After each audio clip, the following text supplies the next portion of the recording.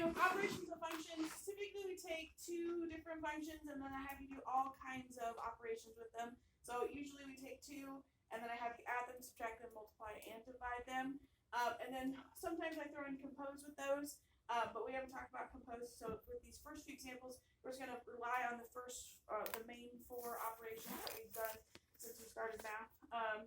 But again, it doesn't necessarily have to do all four of the operations with the same two functions. That's typically how it's set up. Because like I said before, when we were doing operations with just polynomials, we would just do kind of one-off questions. I'd have you give you two polynomials and have you add them, then two different polynomials and have you subtract them. So that's kind of the biggest thing that's different with operations with functions, is a lot of times I give you two functions and I have you do all kinds of operations with those. So we're going to run through the operations real quick. Just do a couple reminders. Whenever you add with functions, because usually there's x's in there, you can only add like terms. So all likes with likes, so x squared can be added with other x squareds. X cubes can be added with other x cubes. Numbers can be added with numbers. So again, adding is still the same that it has been since we started introducing letters in with our math. Subtracting, same thing. You can combine like terms. One thing to watch out for this one is to make sure you subtract all the way through. So there's a lot of different signs that go on with our equations. So when you're subtracting, just make sure you subtract the entire polynomial. So sometimes if it doesn't have a like term, that was where we could at least change the sign. Because if you're taking nothing minus 2, then that would change that to a -2 in your final answer. So just make sure you're watching your signs whenever you subtract. Multiplication, when you distribute everything. When you do that, add exponents. So what you actually multiply together are the numbers in front, are the coefficients. But if you take like 2x to the third times 4x to the second, that's going to become 8x to the sixth, or 8x to the fifth. So again, you multiply the numbers in front, so that's the actual multiplication part of the process. When you multiply two things together that have exponents, you add those exponents together. Okay? So you don't do that with adding and subtracting, because it's just likes with likes. So x squared stays x squared when you're adding them. But if you take an x squared times another x squared, it becomes x to the fourth. So that's one thing when you do change the exponents when you multiply them. So all three of these are relatively the same when we did them with polynomials way back in January. So it's been a little bit since we've done those. And then this is where we get a little bit different. When we divided polynomials, that's where we had to do the whole weird thing with the box, and we had to line up the numbers, and then we did multiplying, add, and we did all that stuff. When we do that with functions, we actually don't do that. Dividing is actually one of the easier ones that we can do, because there's not a lot of things that we can do when we divide. So that's why I say make it one big fraction, and really you can't simplify.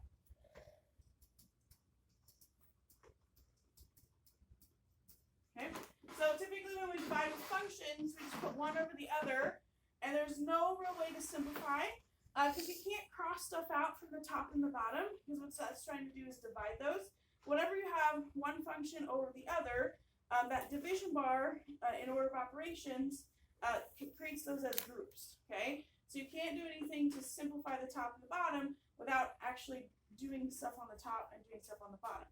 So essentially why we can't simplify is because of order of operations, so you just leave it stacked one function over the other. So division actually ends up being pretty easy for us, so I'll see that through an example. So adding, subtracting, multiplying, those should feel really familiar as we go through them. The biggest difference is now instead of having 4 separate problems, I'm going to give you 2 functions, and we're going to do all 4 operations with them. And then when you get to division, that's going to seem a lot easier than what we have done in the past. Okay, so let's do that first example there at the bottom of the page.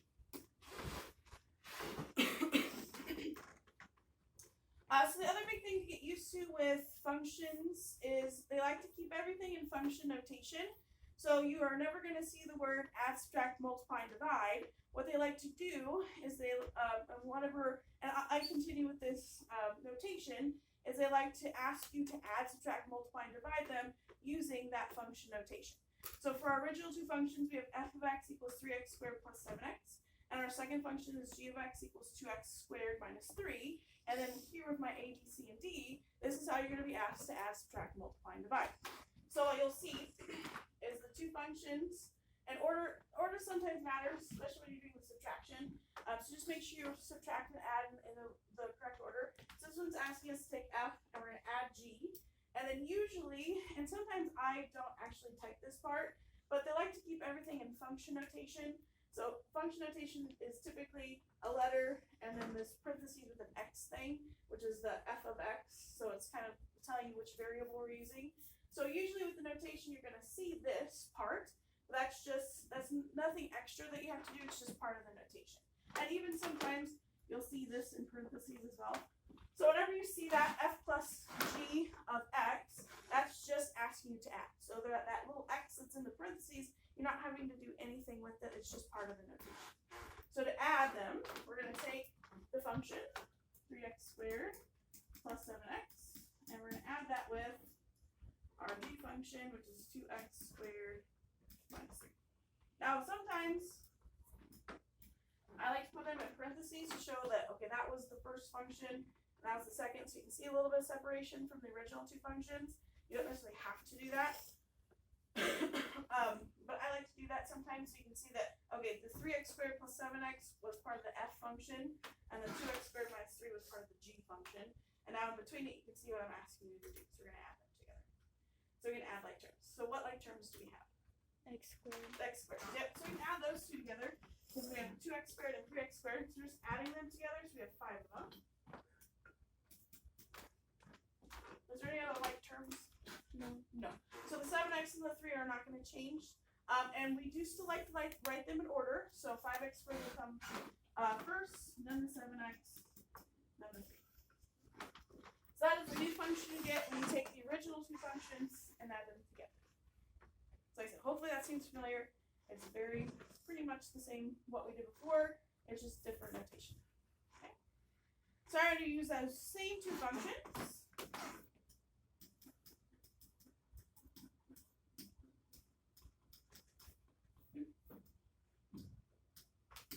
I'm going to subtract them. Okay. One rule of thumb is whatever you get when you add these two functions together, you should not get the exact same answer when you subtract them. Some things might be a little bit similar. That's the nice thing is since we're using the same two functions with each operation, you can use that kind of to check work. So when you add the things together, we're not going to get the exact same equation we just got when we subtract them. Okay? So we still have the same like terms. What are my like terms? The 3x squared and the 2x squared. Only now I'm subtracting them. So what do I get when I subtract those? X squared. Yep. You can write the one if you want. Usually we don't. So if I take 3x squared and I subtract 2x squared, I just have 1x squared. Okay. And then again, 7x and 3 don't have a like term. So this is where when you're subtracting, that's where that watching the negatives that I talked a little bit about on my first slide. The 7x still isn't going to change because it's in front of the subtraction, okay? But this is where you have to make sure you pay attention. So whenever you subtract, whether it's polynomials, functions, whatever, whenever you're subtracting a whole function, that subtraction is going to affect everything behind it. So what's that going to do to my 3? Make it positive. Make it positive. Yep. So that's one thing whenever you're subtracting, you don't really have to worry about that when we're adding, but when you're subtracting, do make sure you subtract all the way through. Even if there isn't a like term, it may at least change the sign. So that's our function when we subtract this. Questions about subtraction? Okay, so now we're going to take those same two functions and we're going to multiply them together. Multiplying is where you'll have a good chunk of the work because we have to multiply everything together. So we're going to have 4 different multiplications because we're going to take each term in one polynomial times each term in the other. So essentially, this one I always do use parentheses to show the multiplication. So I'm going to take the 3x squared. We have to take it times both of the terms in the other function. We're going to take 3x squared times 2x squared. So this is where you multiply the numbers in front, and then we add the exponent. So 3x squared times 2x squared is going to be 6x to the 4th. And unlike with adding and subtracting, it's no longer likes with likes. So we're going to take that 3x squared, I'm also going to take it times negative 3. Which 3x squared times negative 3 is what? Negative 9 squared x squared. Yep. Negative 9x squared. So that time the x didn't change because 3 didn't have an x. So then we multiplied the 3's together, and then the x squared remained the same. Okay? So now we're going to go through and multiply the 7x times everything. So what's 7x times 2x squared? Yep, 14x to the third. Because again, this exponent has 1, if you don't see it. So we add those together, so 1 plus 2 is 3. And then 7x times 3, negative 3, negative 1x. Okay. So then, as always, when you're done with your multiplication, there's two things to watch for. Any like terms to combine, which, do you have any like terms? No. No. So there's no like terms with this one. Every once in a while you will have some that you can combine, but this one is not. Usually how you can tell if there's any like terms in the original two problems, a lot of times that'll mean those like terms later. This one didn't have any like term, well, besides the x squared. Again, if you have a couple other like terms that can happen, okay? The other thing to watch out for, just like before, is order. So we usually still like to keep our functions in proper order. And remember what that means? Is this in proper order? No. No, okay? Because the exponents aren't in order. So we're going to do 6x to the fourth, then the 14x to the third should come next. And then negative 9x squared, and then 21x. There's our multiplication. So the two things to watch out for after you're multiplying, like terms, and is it in order? Okay, this one didn't have any like terms, but it wasn't in order. So now we get into the division. And this is the one time in your operations where your division, you're going to really like it, because there's really not much we can do to simplify. So it asks you to do f over g. Again, up to x is just notation. And actually sometimes, I think in my second example, actually, I forgot to type the x. It's just notation. We're just going to put f over g. So that's going to be 3x squared plus 7x. That's going to go on top. And then we have the 2x squared minus 3 on the bottom. And like I said, since if we make it one big fraction, that division bar actually acts kind of like a grouping symbol, kind of like we do with order of operations. Which order of operations tells us that we have to figure out what the top is, and then figure out what the bottom is, and the very last thing we can do is divide. That's why we can't actually cross anything off from the top or bottom of this fraction, because I would be trying to do the division first. So we really can't simplify. So whenever you divide functions, you just make it one fraction, and that's all you can do. So this is the first time, really, where division is probably the easiest. Questions about the first example?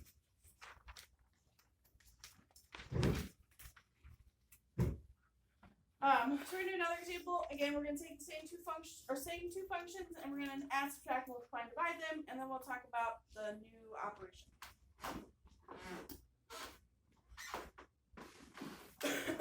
And like I said, on this one I forgot to type all the of x's. Like I said, that's just notation. So if you see it in the directions, it's just notation. So you're gonna see f plus g. That's the important part. You're gonna add those two things together.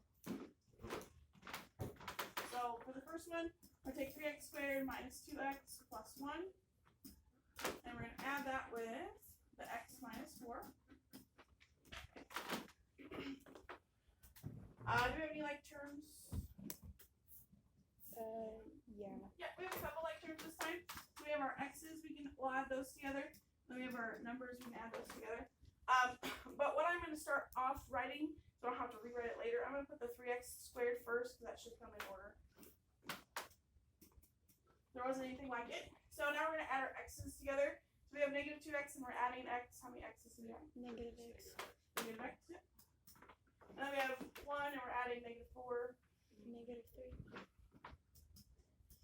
So there's our new function when we add those two things together. We're going to take those same two functions, and now we're going to subtract them. I really like the parentheses with the subtraction because it helps me remember that I have to subtract all the way through. Because if we don't put the parentheses in, it just looks like it's in between the 1 and the x.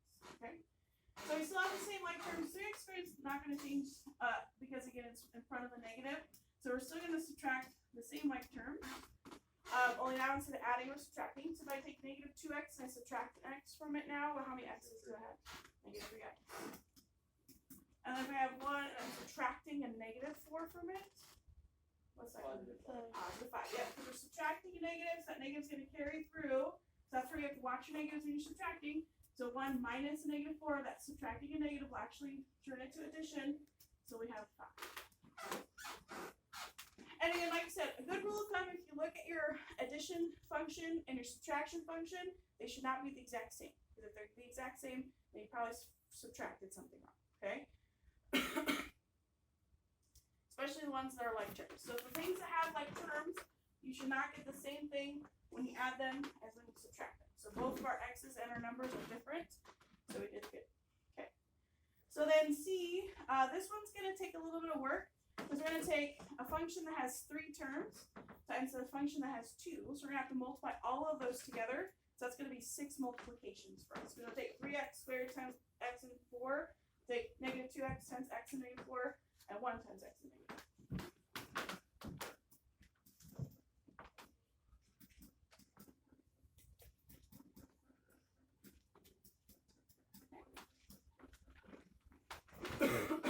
So we're going to start with this one.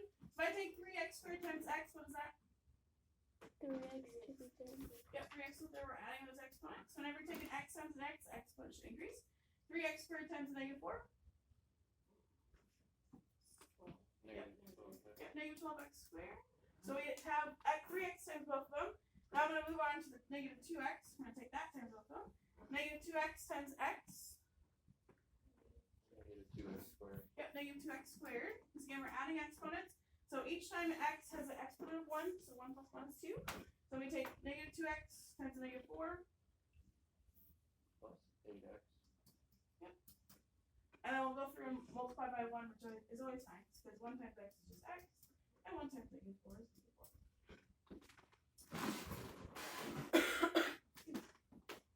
Alright, so then the 2 things to watch out for whenever you're done multiplying is the like terms and is it in order, which is pretty close to being in order, so we shouldn't have to worry about that. Are there like terms? Mm-hmm. Yep. So we have a couple of squared terms and we have a couple of x terms. So we can combine those. And when you're back to combining like terms, you just total up how many we have. So we have negative 14x squared and then 9x.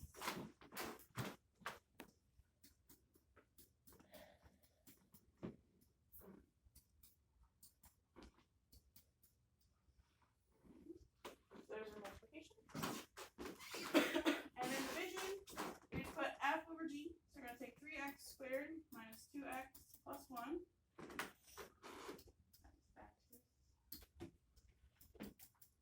And we're putting it over x minus 4. And we can't simplify.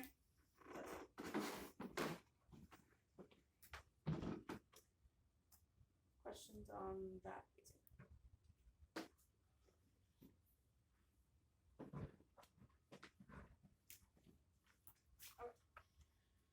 So that's the 4 basic operations that we always have talked about whenever you started math. So adding, subtracting, multiplying, dividing. But when we get to functions, we actually create a new function operation. Okay. So this is where I'm going to emphasize one little quick notation thing before I talk about it.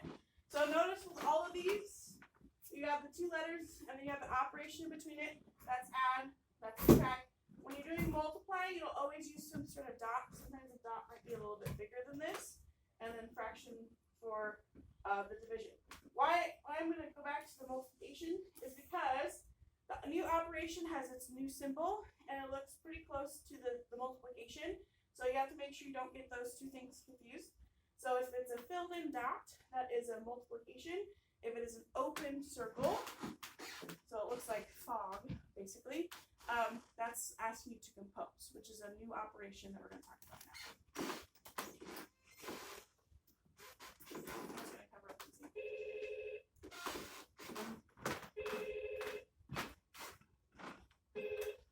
Hello?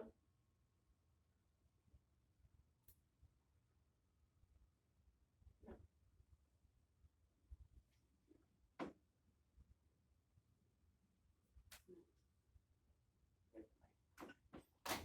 Alright.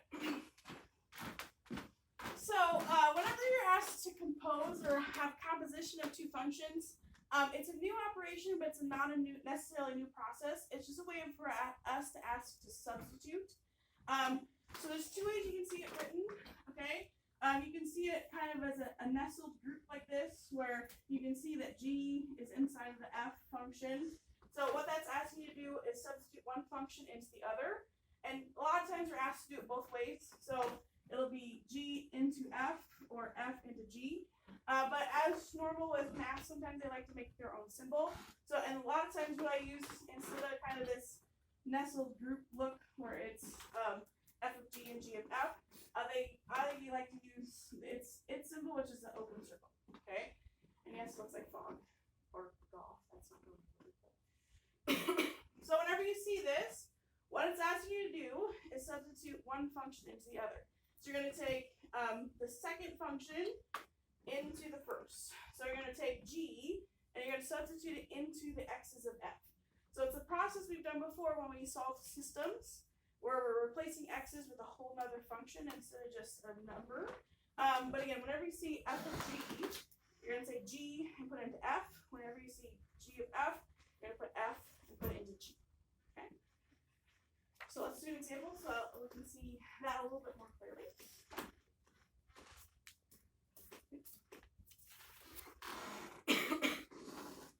So for this example, we're going to do both ways. Okay, like I said, a lot of times you're asked to do both F of G and G of F. Not always. But again, a lot of times you will have to do it both ways. So I'm going to start with the F of G, or the fog. So that's where you really have to pay attention. If you see an open circle in between your letters, that's asking you to do the composition, or compose them together, not multiply. Okay? So we see F of G, so F, open circle G. What that's asking you is take the G function, which is the 7x minus 1, and we're going to substitute it into the x and the f function. Okay. So we're going to replace the x that's in f. So instead of having 2x, we're going to replace that x with the 7x minus 1. So we're going to substitute the 7x minus 1 into its x. So instead of having 2x, it'll be 2, and we're going to replace that single x in f with this 7x minus 1. And usually I use parentheses to show that substitution, because once you have them substituted, really the only thing left to do is simplify. So what do you suppose we're going to do with that 2? Distribute it, yeah. So if you're substituting it into an x, if there's a number in front of that existing x, you're going to have to distribute it to whatever you just substituted. So we have first step multiply 14x, and then they take the 2 times negative 1, which is negative 2, and then also keep that 5 there from the original function. What else can I simplify? Negative 2 and negative 5. Got the negative 2, negative 5. I can make that negative 7. And then that's really all we can do because we've distributed the 2. We've combined like terms, and we don't know what x is. So f of g is the new function, 14x times 7.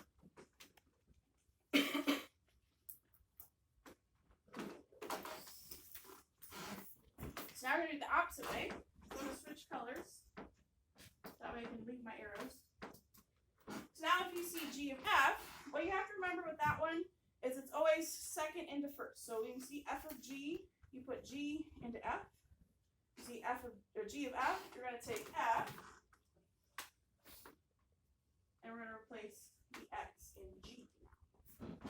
So instead of having 7x minus 1, we're going to take out that X, and we're going to replace it with the function 2x minus 5. So it'll be 7, and I'm going to use parentheses to show the substitution. So instead of the single x, I'm going to replace that with the 2x minus 5, and then keep the minus 1 that was behind the x. Now what should I do? Distribute the 7. Distribute the 7, so it will be 14x minus 35 minus 1. Then what can I do? Yep, I can combine 35 and 1. So I have 14x minus 36.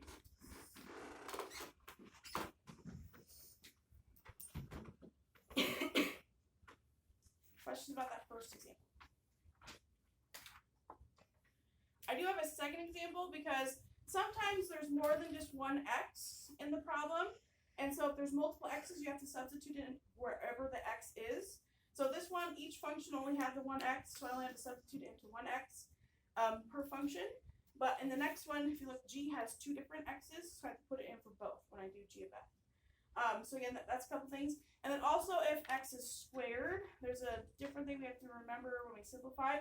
We've actually done stuff like that before, so hopefully it seems familiar when we get to that part. But that's what I want to do a second.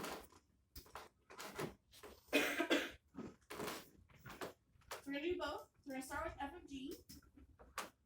So when we do that, again, when you see f of g, you're going to take g, and we're going to replace the x in f. So f still only has the one x, so we're going to replace the x next to the 3 with that whole function of g, which is x squared plus 2x. So we have 3, and then it'll be x squared plus 2x.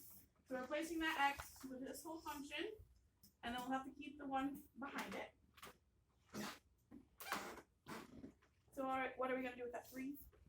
Distribute. Distribute it. Yep. So we'll have 3x squared plus 6x, and then plus 1. Is there anything else we can do to simplify that? No. No, because they're not like terms. Because x is squared on that first one, and x is not squared in the second one. So actually, that's all we can do to simplify. Okay. So sometimes when you do f of g or g of f, there's not a ton to do. Sometimes you might just distribute. Sometimes you might just combine like terms. But that is f of g.